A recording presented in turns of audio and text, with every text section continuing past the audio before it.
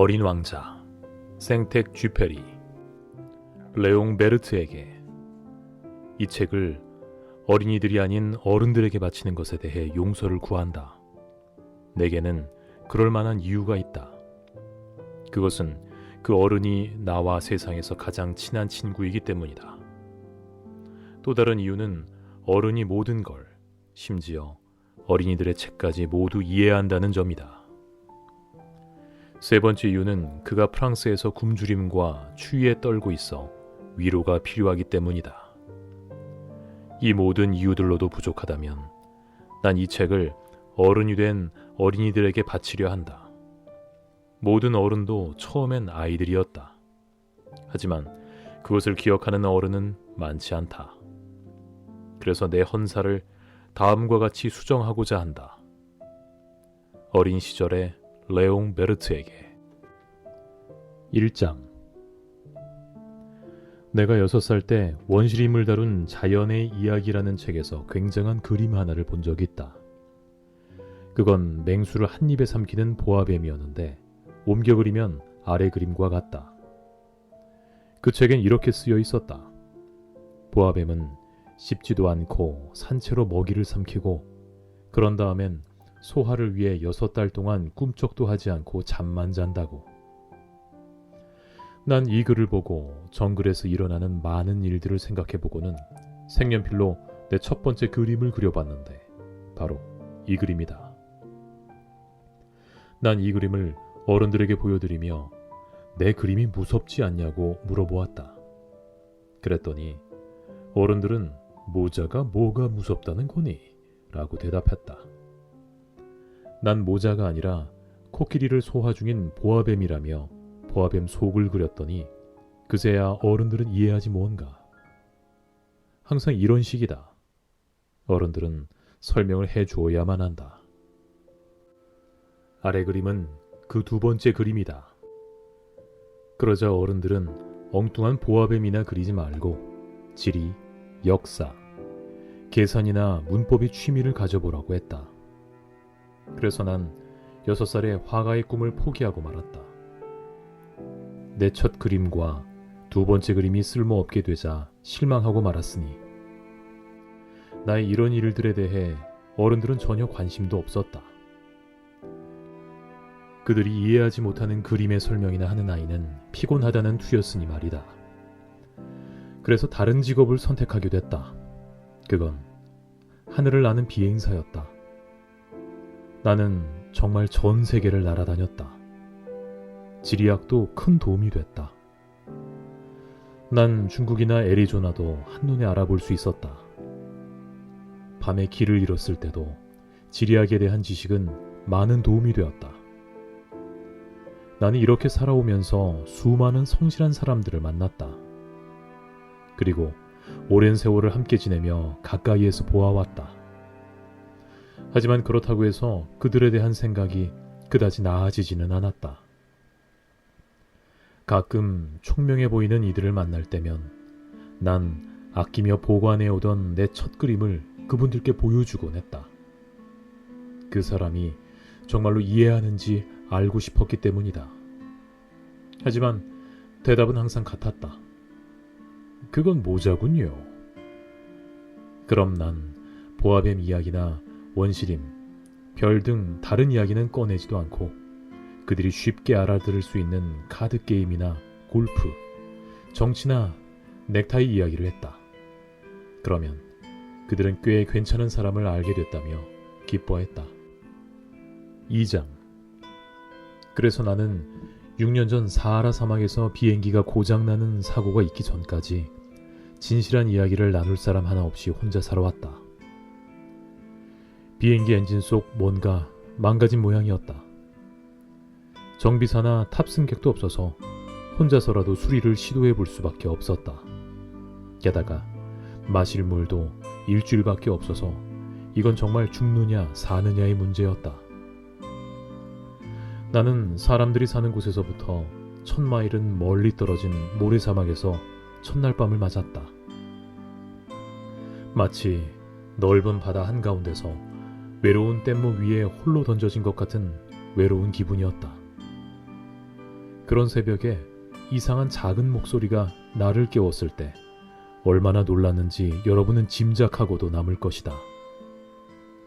양 한 마리 그려주세요. 라고 그 목소리가 말했다. 뭐라고? 양 한 마리 그려달라고요. 순간 벼락에 맞은 것처럼 난 벌떡 일어나 눈을 비비며 다시 보았다. 정말이지 아주 이상하게 생긴 어린아이가 진지한 표정으로 나를 보고 있었다. 훗날 내가 그 아이의 초상화를 그렸던 것 중 가장 잘 그린 그림이 바로 이 그림이다. 물론 내 그림은 실제 모습보다 훨씬 더 매력이 떨어진다. 그렇다고 내 실수는 아니다. 여러분들도 알다시피 난 6살 때 어른들 때문에 화가의 꿈을 버렸으니까. 내가 그려본 거라곤 속이 안 보이는 보아뱀과 속이 보이는 보아뱀이 전부였다. 어쨌든 나는 이 갑작스러운 환영에 너무 놀라 눈이 휘둥그레져서 그를 보았다. 사람이 사는 곳에서 1000마일이나 떨어진 곳임을 기억하길 바란다. 이 어린 친구는 길을 잃은 것도 아닌 것 같았고, 그렇다고 피곤해하거나 배가 고프다거나 목이 말라 보이지도 않았으며 두려워하는 것 같지도 않았다. 그 어디에도 1000마일이나 떨어진 사막 한가운데 길을 잃은 아이의 모습은 전혀 보이지 않았다. 마침내 나는 이렇게 말했다. 그런데 너 여기서 뭘 하는 거니? 그랬더니 그 아이는 아주 중요한 이야기인 듯한 말투로 다시 말했다. 양 한 마리만 그려달라고요. 너무도 기가 막히거나 이상한 일을 당하면 그것을 거절하기가 어려운 법이다. 사람이 사는 곳에서 1000마일이나 떨어져서 생사를 오가던 내가 그 순간만큼은 전혀 거부감 없이 호주머니에서 종이와 펜을 꺼냈다. 하지만 내가 그동안 지리와 역사, 그리고 계산과 문법만 배워왔단 걸 금세 기억해내곤 그 아이에게 약간 언짢아 하며 난 그림을 그릴 줄 모른다고 말했다. 그러자 그 아이는 이렇게 말했다. 그게 중요한 게 아니잖아요. 양 한 마리 그려주세요. 난 한 번도 양을 그려본 적이 없었다. 순간 내가 그릴 수 있는 2가지 그림 중 하나가 생각났는데 속이 보이지 않는 보아뱀 그림이었다. 그런데 그 아이의 말을 듣고 난 깜짝 놀랐다. 아니, 코끼리를 삼킨 보아뱀을 원하는 게 아니에요. 보아뱀은 아주 위험한 데다 코끼리는 너무 성가시다고요. 제가 사는 곳은 아주 작아서 전 양이 필요해요. 양을 그려주세요. 그래서 양을 한 마리 그렸다. 그 아이가 주의 깊게 살피더니 아니요, 이 양은 벌써 병들었잖아요. 다른 걸로 그려주세요. 라고 말했다. 난 다시 그렸다. 그 아이는 조용히 미소 지었다. 다른 사람의 실수에 너그러운 표정 같은 그런 미소를. 아이 참, 이건 양이 아니라 염소잖아요. 뿔이 있으니까. 그래서 난 다시 조용히 그림을 그렸다. 하지만 그 아이는 이전과 마찬가지로 퇴짜를 놓았다. 얜 너무 나이가 많아요. 전 오래 살 양을 원해요. 비행기의 엔진 수리를 서두르기 시작했던 나는 인내심이 바닥나 대충 쓱쓱 그렸다. 이 그림을 건네며 내가 말했다. 이건 상자야. 네가 원하는 양들은 이 안에 있어. 하지만 나의 어린 꼬마 감별사의 얼굴이 환하게 빛나는 걸 보고 난 무척이나 놀랐다. 정확히 제가 바라던 그림이에요. 얘들은 풀을 많이 먹나요? 왜 그걸 묻니? 제가 사는 곳은 아주 작거든요. 괜찮을 거다. 아주 작은 양이거든. 아이는 고개를 숙이고 그림을 들여다보며 말했다. 그렇게 작지도 않은데요? 자고 있어요. 그렇게 나는 어린 왕자와 알게 되었다. 3장. 그 아이가 어디서 왔는지 아는 데까지 긴 시간이 걸렸다. 어린 왕자는 내게 뭐든 물었지만 내 질문은 영 들으려 하지 않았다. 그러다 우연히 한 말들이 차츰차츰 모든 것을 알게 해주었다. 그 아이는 내 비행기를 처음 보더니 참 내 비행기를 굳이 여기서 그리진 않겠다. 내가 그리기엔 좀 복잡하니까. 여하튼 이렇게 말했다. 이건 어떤 물건인가요? 물건이 아니란다. 하늘을 나는 거지. 비행기라고. 내 비행기란다. 난 내가 날았다는 사실을 사뭇 자랑스럽게 말했지. 그 아이도 감탄하더군. 와, 그럼 아저씨도 하늘에서 떨어진 거예요? 나는 겸손하게 말했지. 아, 정말 웃기다. 이 부분에서 어린 왕자가 어찌나 유쾌하게 까르르 웃어대는지 난 무척 불쾌해졌다. 적어도 내 불행을 진지하게 생각해 주길 바랐었는데 그 아이가 이렇게 덧붙였다. 그럼 아저씨도 하늘에서 왔다는 거죠? 어떤 별에서요? 뭔가 그의 존재에 대한 신비로움을 이해하는데 한 줄기 빛이 비치는 걸 깨닫고 재빨리 물었다. 그럼 넌 다른 별에서 왔다는 거니? 하지만 그 아이는 내 말에 대답하지 않았다. 그냥 부드럽게 내 비행기를 바라보며 살며시 고개를 끄덕여 보일 뿐이었다. 이걸 타고선 그다지 멀리서 왔을 것 같지는 않네요. 그러더니 한참 동안 깊이 생각에 잠겼다. 그런 다음 내가 그려준 양 그림을 호주머니에서 꺼내더니 마치 봄을 쳐다보듯 열심히 들여다보더군. 다른 별이라니. 정말 이 말에 내가 반신반의해서 좀 더 물어볼 생각으로 말을 건넸다. 넌 어디서 온 거니? 집은 어디지? 내 양들을 어디로 데려가고 싶은 거니? 그 아이는 말없이 생각에 잠기더니 대답했다. 주신 상자라면 밤에 집으로 삼기엔 양들에게 딱 맞을 거예요. 그야 물론이지. 네가 얌전히만 굴면 낮에도 그 아이들을 메어 놓을 수 있는 끈도 그려주마. 덤으로 말뚝도 하나 그려주고 말이다. 그 제안은 어린 왕자를 몹시 놀라게 한 듯했어. 메어 놓는다고요? 너무 이상한 생각이에요.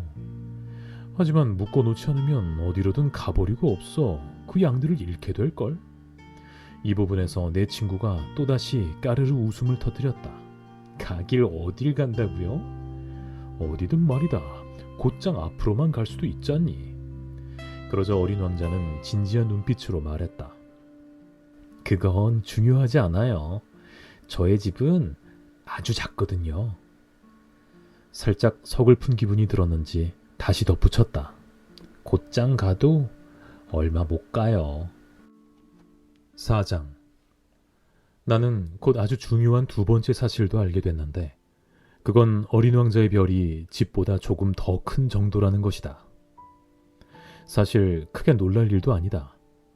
지구, 목성, 화성, 금성과 같이 내가 이름을 익히 알던 큰 별들 외에도 망원경을 통해 보이지 않는 수많은 다른 작은 별들이 존재한다는 건 알고 있었기 때문이다.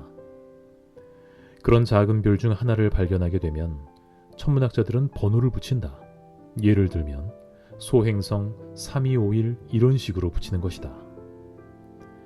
어린 왕자가 온 별이 소행성 B612라고 믿는 데는 진지한 이유가 있다.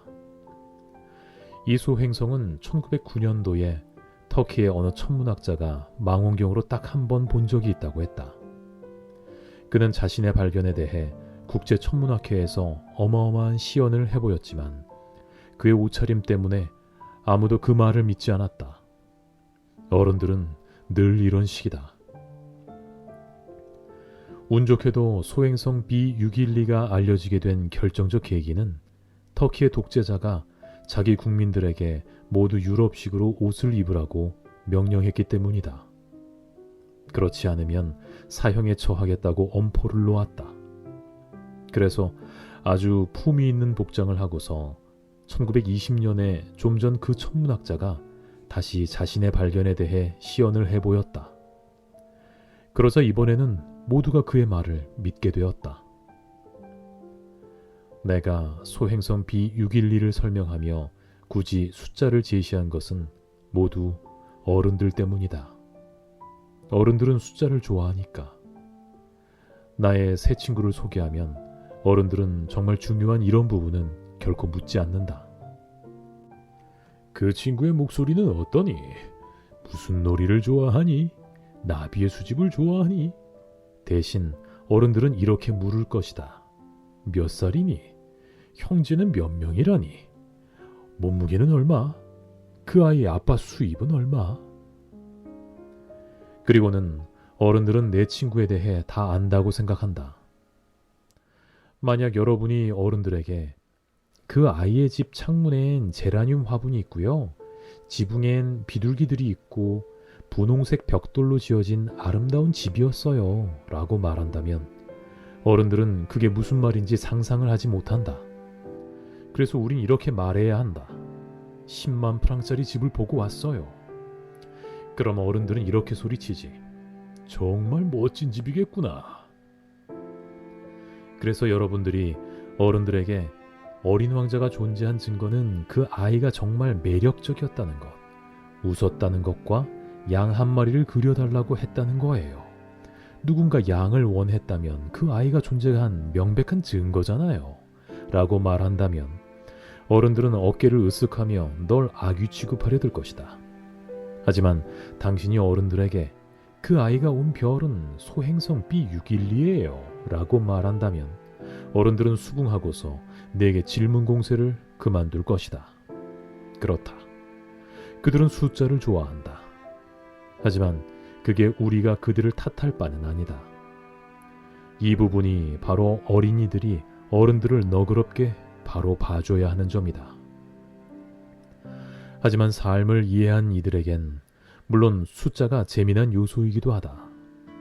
그래서 요정 이야기 같은 이 이야기의 시작을 이렇게 해보려는 것이다. 옛날 옛적 자기 자신보다 조금밖에 크지 않은 별에서 사는 어린 왕자는 친구가 그리웠다. 왜냐하면 삶을 이해한 이에게 친구란 진실 그 이상이니까. 나의 책이 가볍게 읽히길 바라지 않기에 이 기억을 되새기는 게 조금 미안해진다. 나의 어린 친구가 양을 데리고 떠난 지도 벌써 6해가 된다. 지금 여기에다 그의 모습을 그려보려는 것은 그 친구를 잊지 않기 위해서이다. 친구를 잊는다는 것은 슬픈 일이니까. 누구에게나 친구가 있는 것은 아니다. 그리고 나도 숫자만 좋아하는 다른 어른처럼 될 수도 있을 것이다. 내가 그림 물감과 연필 한 상자를 산 이유도 바로 이 때문이다. 6살 때 속이 안 보이는 보아뱀과 보이는 보아뱀을 그려본 게 전부였던 내가 새삼 지금 나이에 다시 그림을 시작한다는 것은 힘든 일이다. 물론 내가 그린 초상화가 어린 왕자를 담긴 했지만 그다지 잘 그린 것은 아니다. 한 부분을 그리고 나면 다른 부분이 맞지 않았으니까. 다음엔 몸집이 안 맞거나 이 그림에선 어린 왕자가 너무 크다는 그런 경우 말이다. 또는 너무 작게 그리던가 옷차림을 색칠하며 너무 어설프게 그린다거나 이리저리 만지작거리다 어영부영 디테일보다 더 중요한 걸 망치는 식이다. 하지만 용서 못할 정도는 아닐 것이다. 친구에게 해명은 필요 없으니까. 내가 못 그렸든 잘 그렸든 그 아이는 내가 그를 좋아한다고 여길 테니 말이다. 하지만 불행히도 지금의 난 나무 상자에서 양들을 보는 방법을 모른다. 다른 어른들처럼 된 것이다. 나도 늙어버린 것이다. 5장. 난 그 별과 떠나온 이유나 여행에 대해 매일 조금씩 알게 되었다. 그러다 좀 더 주목하게 된 계기가 있었다. 그러니까 셋째 날, 나는 바오밤 나무에 대해 알게 되었다. 물론 이건 양 덕분이다. 어린 왕자가 갑자기 진지한 얼굴로 내게 이렇게 물었다. 정말이에요? 양이 작은 나무를 먹는다는 거? 그래, 진짜야. 아, 행복해라. 양이 작은 나무들을 먹는다는 게 뭐가 그리 중요하다는 건지 나로선 이해할 수 없었다. 하지만 어린 왕자는 이렇게 또 물었다. 그럼 바오밥 나무도 먹겠네요? 난 어린 왕자에게 바오밥 나무는 작은 나무가 아니지 않느냐고 말했다. 바오밥 나무는 교회처럼 큰 나무니까. 코끼리를 떼거리로 데려와 옮기더라도 바오밥 나무 하나를 쉽게 옮기지 못할 거란 얘기도 해주었다. 코끼리 떼거리란 말에 어린 왕자가 웃었다. 코끼리들을 한 마리씩 쌓아 올려야 할걸요? 하지만 어린 왕자는 진지하게 덧붙였다. 바오밥 나무도 다 자라기 전엔 아주 작은 나무였을 거예요. 그래, 그럼 왜 양들을 데려가 작은 바오밥 나무를 먹게 하려는 거니? 들어봐요. 그건 알기 쉬우면서도 내가 이 문제를 이해할 수 있게 무척 애를 쓰는 것 같았다. 사실 다른 별들과 마찬가지로 어린 왕자의 별에도 좋은 풀과 나쁜 풀들이 있었다. 그러니 좋은 씨앗과 나쁜 씨앗도 있다는 것. 하지만 씨앗들은 눈에 보이지 않는다. 씨앗들은 땅속에서 잠들어 있다가 깨어날 때가 되기만 기다린다. 그러다 기쁘게도 태양을 향해 그 수줍은 새싹을 내민다. 무나 장미 가지인 경우라면 그냥 자라게 두어도 된다. 하지만 나쁜 풀이라면 보이는 대로 즉시 뽑아버려야 한다. 현재 어린 왕자의 별엔 나쁜 씨앗들이 많은데 바로 바오밥 나무의 씨앗이다. 별의 땅 속에 잔뜩 있다. 바오밥 나무가 생기고 너무 오래 방치하게 되면 더는 뽑을 수 없게 된다. 그럼 별 전체에 그것이 퍼져 땅속까지 오염된다. 그 별은 정말 작은 별인데 너무 커진 바오밥 나무가 많아지면 별이 산산이 부서져 버리고 마는 것이다. 어린 왕자도 후에 내게 말했다. 그건 습관의 문제예요. 아침에 세수하고 별을 다듬어주는 거와 같은 세심한 말이에요. 아주 어릴 때는 둘이 무척 닮아서 바오밥 나무가 장미와 구분되는 순간 정기적으로 뽑아줘야 해요. 아주 귀찮긴 하지만 무척 간단하죠.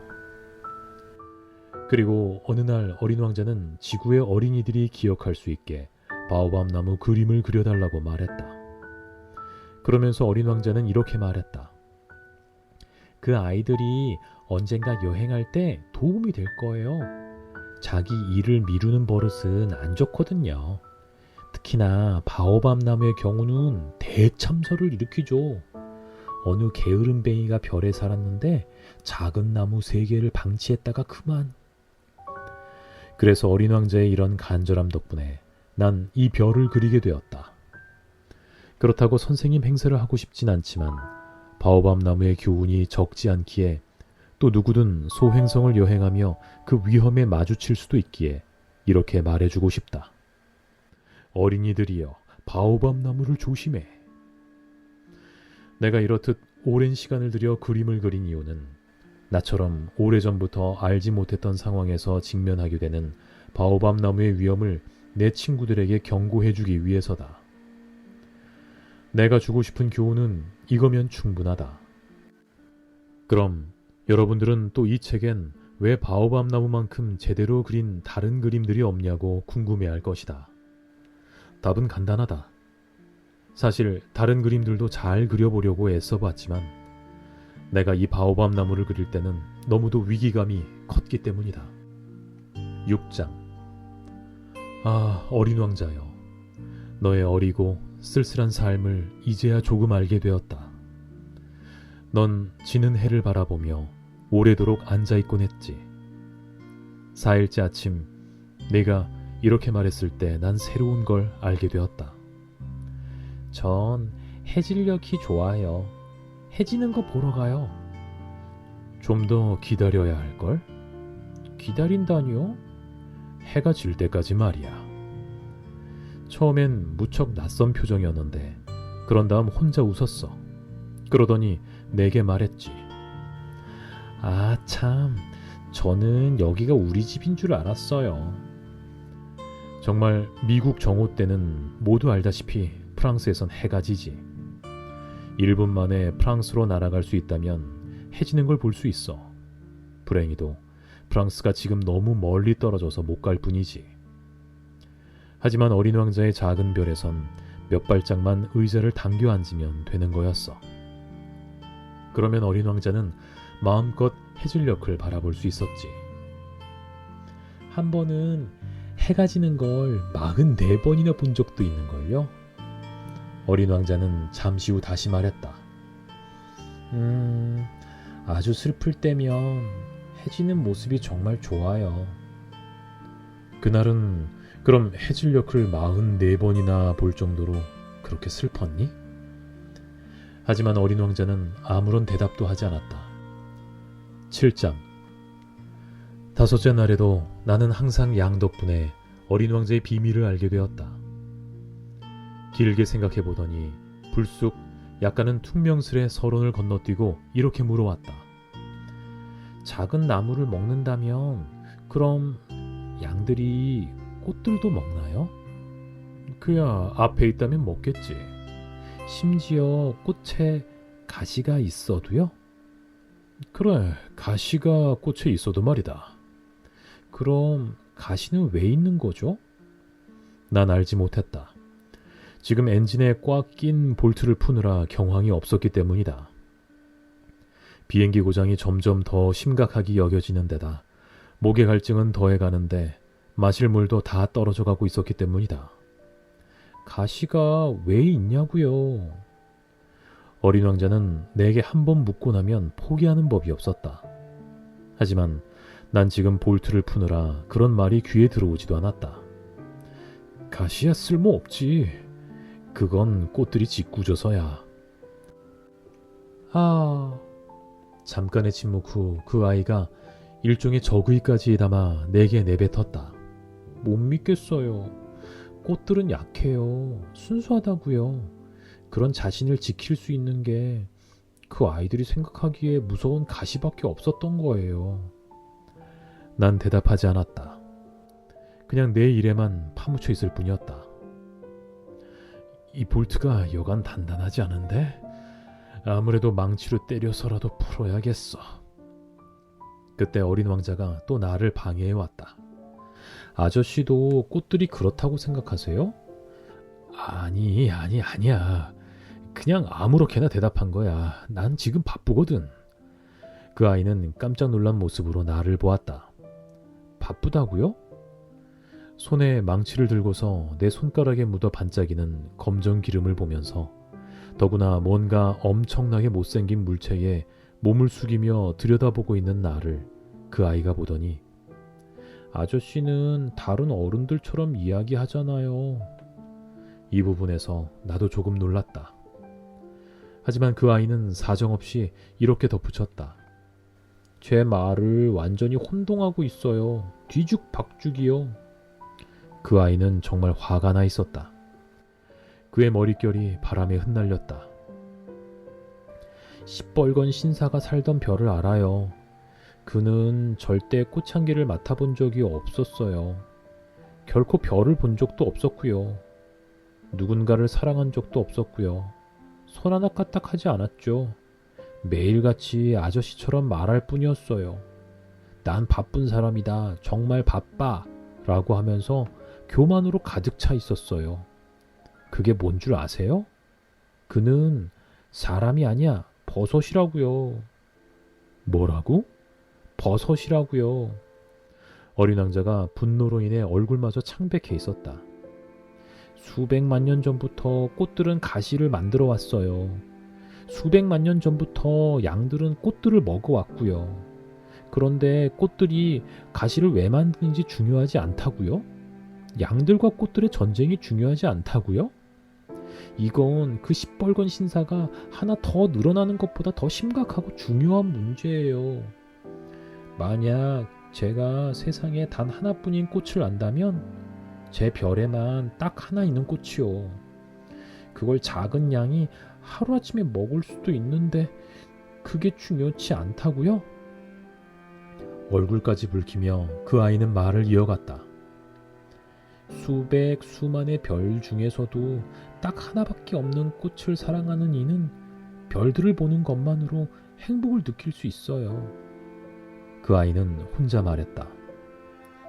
제 꽃도 그 어딘가에 하지만 만약 양이 그 꽃을 먹는다면 그럼 그 아이에겐 모든 별이 사라지는 것과 같다고요. 그런데도 중요하지 않다고요? 그 아이는 더 말하지 않았다. 순간 아이가 눈물을 쏟았다. 깊은 밤이었다. 난 도구를 놓았다.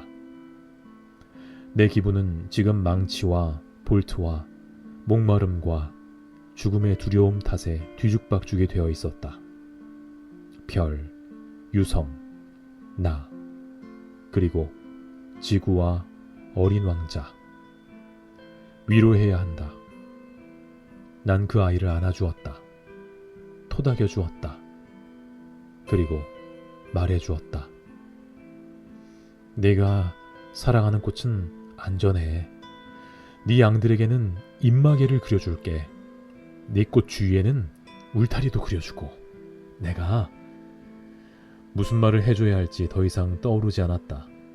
그저 내가 서툴다는 생각이 들 뿐이었다. 어떻게 해야 그의 마음을 다시 붙잡을 수 있을지 알 수 없었다. 눈물이란 어찌 이렇게도 신비로울까. 8장. 나는 곧 그 꽃에 대해 좀 더 알게 되었다.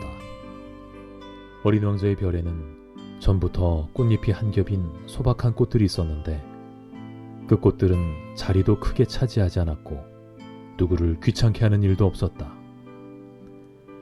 꽃들은 아침이면 풀 속에서 고개를 내밀었다가 저녁이면 지곤 했다. 하지만 어느 날 어디서 왔는지 모를 씨앗 하나가 싹을 틔웠는데 어린 왕자는 그 싹이 다른 꽃들과 닮지 않은 걸 주의 깊게 지켜보았다. 혹시나 바오밤 나무일 수도 있었기 때문이다. 하지만 그 작은 나무는 곧 성장을 멈추고 꽃이 될 준비에 들어갔다. 꽃이 피려는 걸 지켜보며 어린 왕자는 뭔가 경이로운 일이 일어날 거라 느꼈다. 하지만 그 꽃은 마냥 푸른 방 속에 숨어 내내 단장하기만 할 뿐이었다. 꽃은 세심하게 자신의 색깔을 골랐다. 천천히 옷을 입고 하나씩 꽃잎을 다듬었다. 꽃은 흔한 양귀비들처럼 구겨진 모양으로 나오지 않으려는 듯 아름다움의 절정에 이르러서야 나오려는 것처럼 보였다. 이 꽃은 정말 매력적인 꽃이었다. 신비로운 꽃단장은 며칠이고 계속되었다. 그러던 어느 날 아침, 해가 떠오를 무렵에 맞추어 마침내 그 꽃은 모습을 드러냈다. 그처럼 공들여 준비를 마친 꽃은 마치 한가한 듯 하품을 하며 말했다. 아, 이제야 깨어났어요. 용서해요. 머리가 좀 흐트러졌죠? 어린 왕자는 감탄을 금할 수 없었다. 너 정말 아름답구나. 그런가요? 태양과 동시에 태어났으니까요. 라며 꽃은 조용히 대답했다. 어린 왕자는 꽃이 그다지 겸손하지 않다는 걸 짐작할 수 있었다. 하지만 그 꽃은 어린 왕자에겐 너무도 감동적이었다. 제 생각엔 지금이 아침 식사 시간 같은데요. 제게 친절을 베풀어 줄 수 있나요? 꽃이 덧붙였다. 그래서 어린 왕자는 무척 혼란스러운 가운데 신선한 물을 물뿌리기에 담아 꽃에 뿌려주었다. 그렇게 꽃은 피어나자마자 까다로운 허영심으로 어린 왕자를 괴롭혔다. 예를 들면 어느 날 꽃이 가지고 있는 4개의 가시들에 대해 이야기하며 꽃이 어린 왕자에게 이렇게 말했던 것이다. 발톱을 가진 호랑이들 올 테면 오라고 해요. 우리 별엔 호랑이가 없는걸? 게다가 호랑이들은 풀을 먹지 않아. 어린 왕자가 이의를 제기했다. 전 풀이 아니에요. 꽃은 상냥히 대답했다. 미안. 전 호랑이들이 두렵지 않아요. 하지만 바람은 싫어요. 혹시 바람막이 가지고 있나요? 바람은 끔찍해요. 식물에게 좋지 않아요. 그제야 어린 왕자는 이 꽃이 여간 까다롭지 않다는 것을 알게 되었다. 저녁에는 유리덮개를 씌워주세요. 여긴 몹시 춥네요. 제가 온 곳에선. 하지만 꽃은 말을 더 잇지 못했다. 씨앗 상태로 여길 왔으니 그녀로선 자신이 어디서 온 건지를 모르는 것이다. 그런 순진한 거짓말이 성공할 거라 생각한 그녀는 민망했는지 헛기침을 두세 번 정도 하더니 어린 왕자에게 한마디 툭 던졌다. 바람막이는요? 가지러 가려다 내게 말하고 있어서. 그러자 연민을 자아내려는 듯 꽃이 헛기침을 또 했다. 결국 어린 왕자는 꽃에 대한 자신의 온정에도 불구하고 꽃을 의심하게 되었다. 그는 사소한 말들을 심각하게 받아들이다 보니 몹시 불행하게 되었다.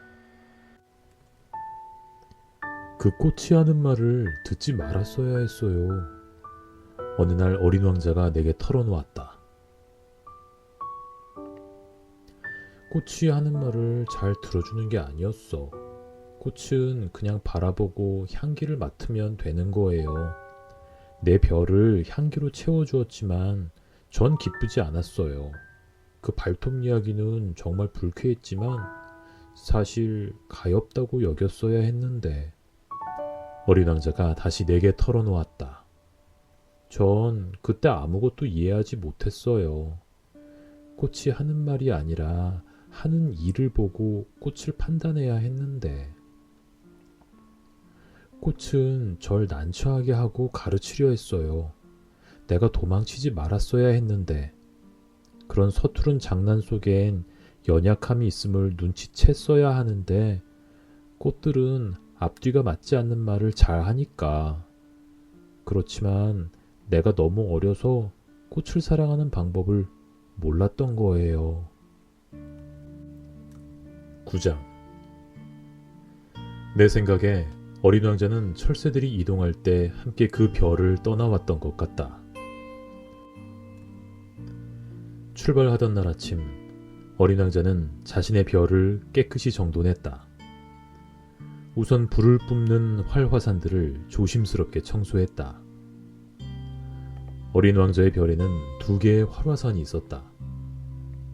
아침 식사용 음식을 데우기에 편리했다. 사화산도 하나 있었다. 하지만 그의 말처럼 어떻게 될지 모를 일이니 어린 왕자는 그 사화산도 조심스레 청소했다. 이렇게 화산들은 청소만 잘 해주면 얌전하고 규칙적으로 불을 내뿜고 절대 폭발하는 일은 없었다. 화산 분출은 굴뚝의 불과 비슷했다. 지구에선 우리가 너무도 작기에 화산을 청소할 수 없을 뿐이다. 그래서 지구에서는 화산 폭발로 많은 곤란을 겪는 것이다.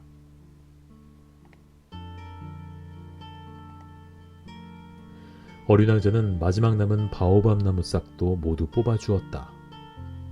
언제 다시 돌아올지 모를 일이었기 때문이다. 늘 해오던 일들이 오늘따라 유난히 친숙하게 느껴졌다. 마지막으로 꽃에 물을 주고 유리덮개를 덮어주려 했을 때 그만 눈물이 터지려 했다. 잘 있어? 하지만 꽃은 대답이 없었다. 잘 있어. 어린 왕자는 다시 한번 말했다. 꽃이 기침을 했다. 그건 감기 때문이 아니었다. 마침내 꽃이 말했다. 내가 바보였어요. 용서해줘요. 그리고 행복하길 바래요. 예전 같은 비난이 하는 말에 어린 왕자는 놀랐다. 그래서 유리덮개를 손에 든 채 우두커니 서 있었다. 어린 왕자는 이렇게 차분하고 상냥한 것을 이해할 수 없었다. 그래요. 나는 당신을 사랑해요. 하고 꽃이 말했다. 당신은 그걸 몰랐겠죠? 그 그건 내 실수였어요. 하긴 그게 중요한 건 아니니까. 하지만 당신도 나만큼 어리석었어요. 부디 행복하길. 유리덮개는 내버려 둬요. 이젠 더 이상 쓰고 싶지 않아요. 하지만 바람이... 난 그렇게 춥지 않아요. 신선한 밤바람은 오히려 제 건강에도 좋아요. 전 꽃이잖아요. 하지만 벌레들이... 나비를 보려면 벌레 2~3마리쯤은 견뎌내야죠. 나비는 무척 예쁘지만 그렇지 않으면 누가 저를 방문해 주겠어요. 당신은 멀리 떠나겠죠. 큰 짐승들에 대해서라면 걱정하지 마세요. 제겐 가시가 있잖아요. 그렇게 그녀는 천진난만한 표정으로 자신의 4가시들을 보여주었다. 그런 다음 그녀가 덧붙였다. 그렇게 우물쭈물하지 말아요. 속상하게. 가려면 어서 가요. 그 꽃은 자신이 우는 모습을 어린 왕자에게 보여주고 싶지 않았다. 그만큼 자존심이 강한 꽃이었다. 10장. 어린 왕자의 별 가까이에 소행성 325호, 326호, 327호, 328호, 329호와 330호가 있었다. 그래서 이 기회에 그 별을 방문해 보기로 마음먹었다. 어린 왕자가 간 첫 번째 별엔 왕이 살고 있었다. 왕은 자줏빛 옷과 왕의 가운을 입고서 홀로 위엄 있는 왕좌에 앉아 있었다. 신하가 왔구나. 어린 왕자를 보자 왕이 소리쳤다. 어린 왕자가 혼잣말했다. 나를 한 번도 본 적이 없을 텐데 다짜고짜 신하라니? 왕에게는 이 세상이 아주 간단하다는 것을 어린 왕자는 알지 못했다. 왕에게는 모두가 그의 신하였던 것이다. 왕은 어린 왕자의 왕 노릇을 하게 된 것을 자랑스러워하듯 말했다. 내가 더 잘 볼 수 있게 좀 더 가까이 오거라. 어린 왕자는 앉을 자리를 찾아보았지만 별 전체가 왕의 호화스러운 흰 담비의 모피망토로 덮여 어쩔 수 없이 내내 서 있었다. 그렇게 서 있느라 고단했는지 하품이 나왔다. 왕 앞에서 하품을 하다니 무례하구나. 하품을 금하노라. 어쩔 수 없었어요. 긴 여행을 하느라 잠도 제대로 못 자서요. 그렇다면 하품을 허락하노라. 여러 해 동안 하품하는 사람을 통 못 보고 지냈구나. 그러니 하품하는 모습이 짐에게는 신기한 구경거리니라. 그럼 어디 하품을 계속해 보거라. 명령이다. 그렇게 말씀하시니 겁이 나서 더 이상 하품이 나오지 않아요. 어린 왕자는 얼굴을 붉히며 말했다. 그렇다면 짐은 네게 명하노라. 어떤 때는 하품을 하기도 하고 또 어떤 때는... 왕은 이 말을 하며 더듬기까지 하는 걸로 봐선 심기가 상한 듯 했다. 왕은 자신의 권위가 존중받기를 원하다 보니 불복종을 용납하기 어려웠다. 그는 절대군주였다. 하지만 마음이 매우 착하기도 해서 명령을 내리더라도 이치에 맞는 합당한 명령을 내리는 왕이었다. 왕은 이런 말도 했다. 내가 어느 장군에게 물새로 변하라고 명했는데 장군이 이 명령에 복종하지 않는다면 그것은 장군의 잘못이 아닌 내 잘못인 것이다. 앉아도 될까요? 어린 왕자가 조심스럽게 여쭈었다. 네게 앉는 것을 명하노라. 이렇게 대답하며 왕은 자신의 화려한 망토 한편의 자락을 점잖게 끌어올렸다. 어린 왕자는 이상하다는 생각이 들었다. 이 별은 아주 작은데 왕은 무엇을 다스린다는 걸까? 폐하, 제가 질문을 해도 될까요? 너에게 질문을 허락하노라. 폐하는 무엇을 다스리나요?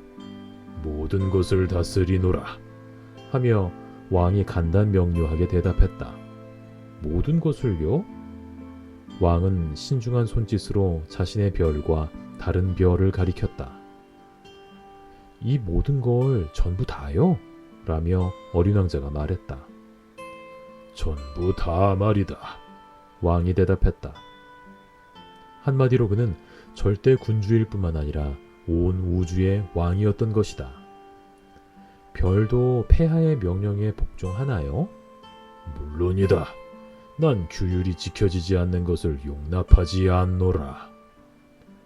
어린 왕자는 이러한 왕의 권력에 감탄했다.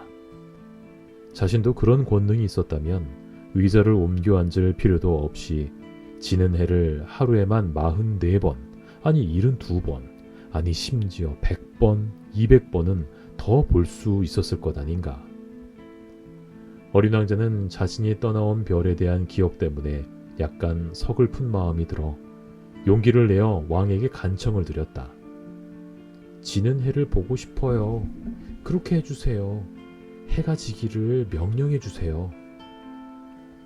만약 짐이 어떤 장군에게 나비처럼 이 꽃에서 저 꽃으로 날아다니라고 명하거나 비극을 쓰라고 하거나 또는 물수로 변하라고 명령했는데 그 장군이 명령에 따르지 않는다면 그건 장군과 짐 둘 중 누가 잘못한 것인가? 폐하의 잘못일 것입니다.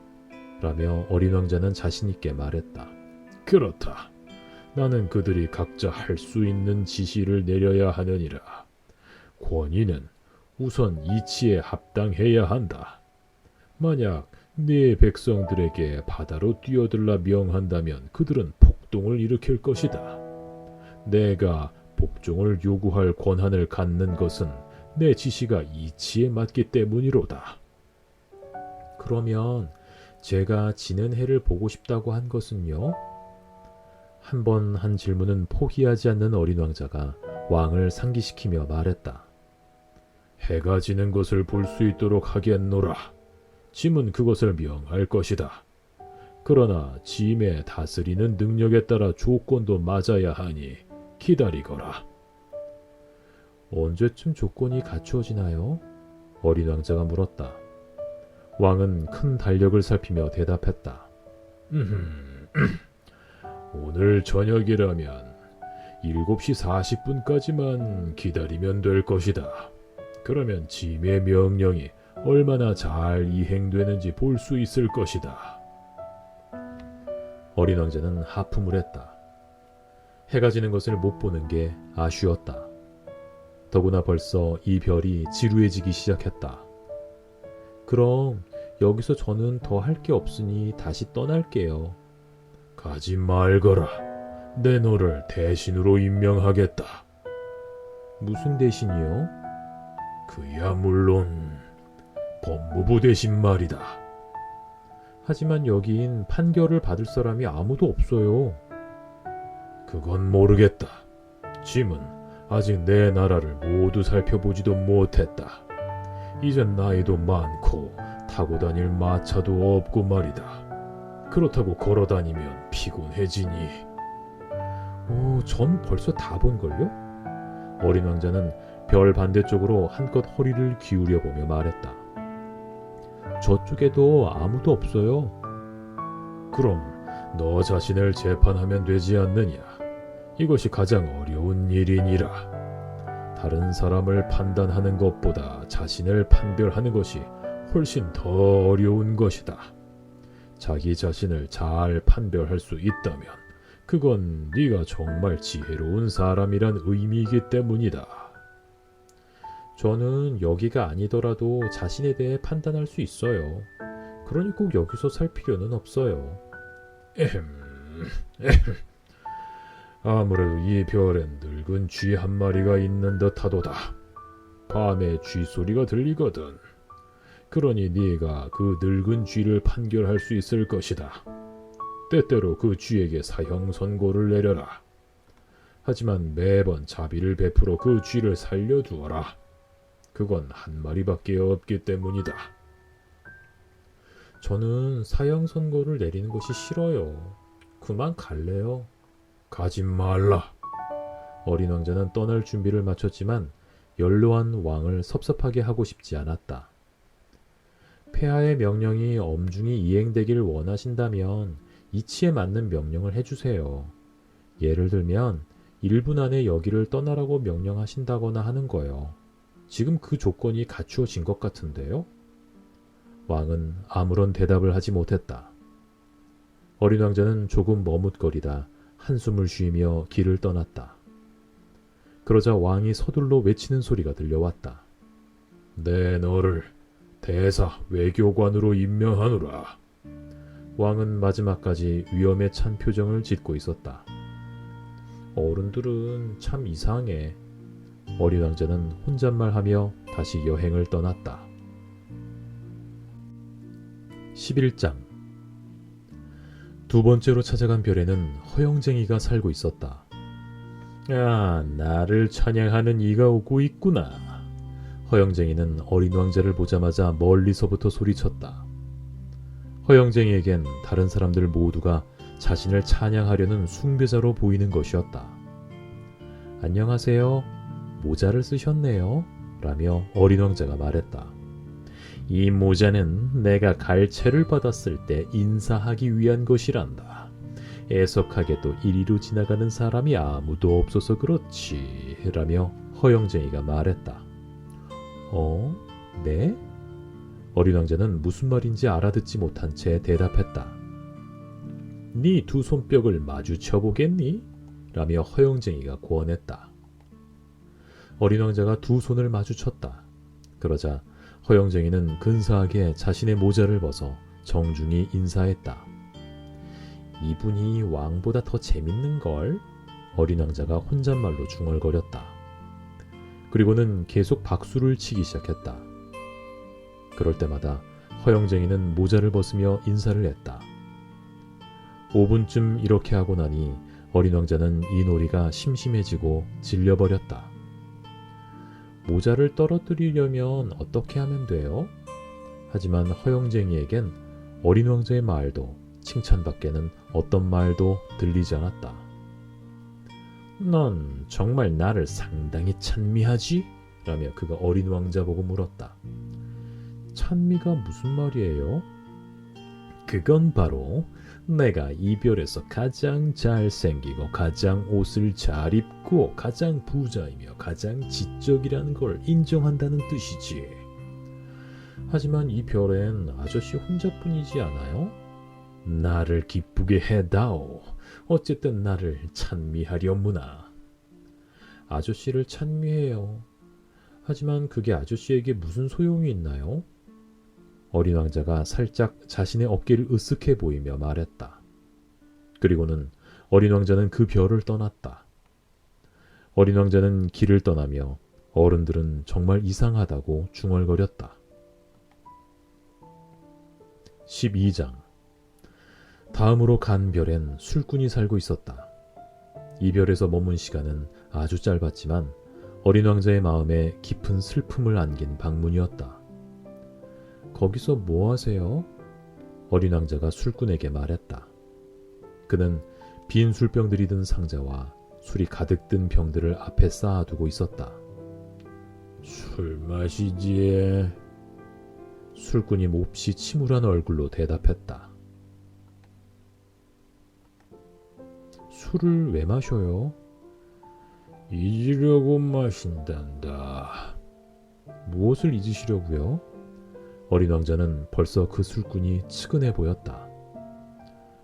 내가 부끄럽다는 걸 잊으려고 마신단다.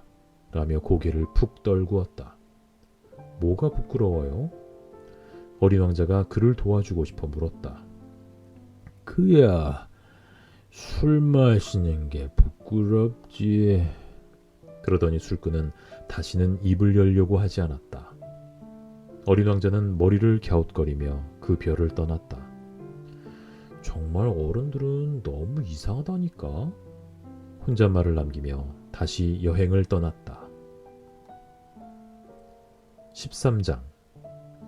네 번째 별엔 사업가가 살고 있었다. 이 사람은 무엇이 그렇게 바쁜지 어린 왕자가 왔는데도 고개도 돌리지 않은 채 일에 한창 바빠 있었다. 안녕하세요. 아저씨, 담뱃불이 꺼졌어요. 3 더하기 2는 5, 5 더하기 7은 12, 12 더하기 3은 15, 안녕. 15 더하기 7은 22, 22 더하기 6은 28. 다시 담뱃불 붙일 시간도 없구나. 26 더하기 5는 31이니. 그러니까 모두 5억 162만 2731이 되는구나. 뭐가 5억 개란 건가요? 너 아직도 거기 있었니? 5억 100만. 내가 어디까지 했지? 일이 너무 많구나. 가만.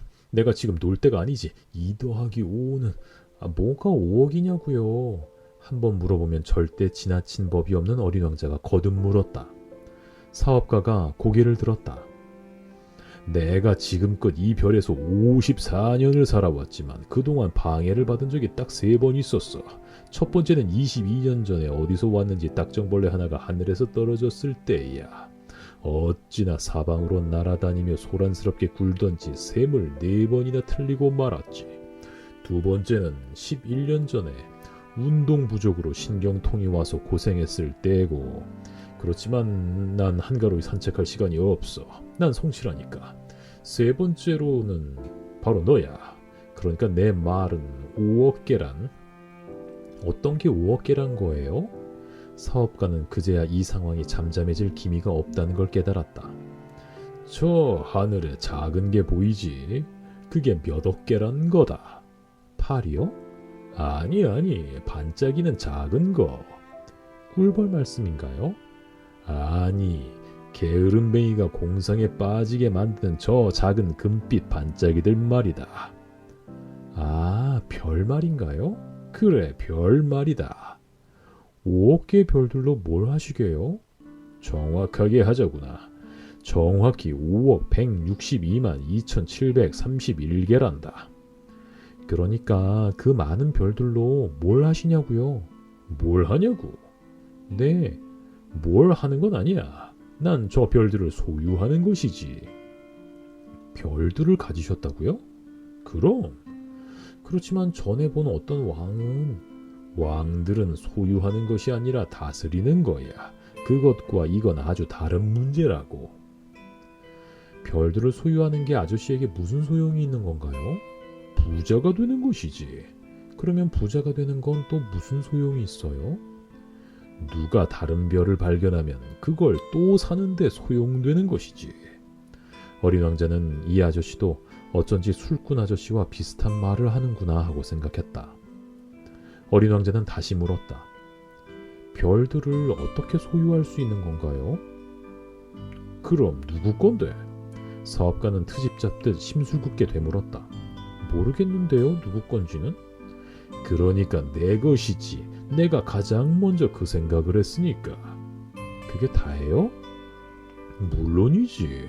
네가 만약 임자 없는 다이아몬드를 발견하게 되면 그건 틀림없이 네 것이지. 네가 누구 소유도 아닌 섬을 발견하면 그 섬도 네 것이 되지.